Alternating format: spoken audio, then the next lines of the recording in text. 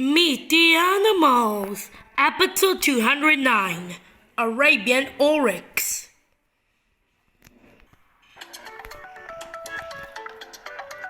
Hi! Who are you? I'm an Arabian Oryx. We are mammals. Where do you live? Arabian oryxes live mostly in Africa. We live in the rocky desert. Do you live alone? Oh no! We live in big groups.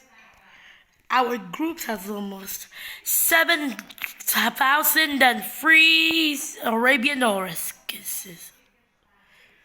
Is it hard to live in the desert?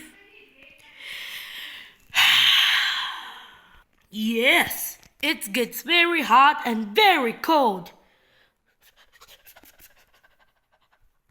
The wind blows sand and ice with us.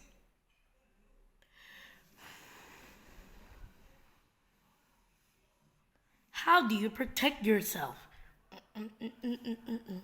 We can't close our nose holes. And sea and ice can blow into them. And protect yourself or protect our eyes. What do Arabian oryxes eat?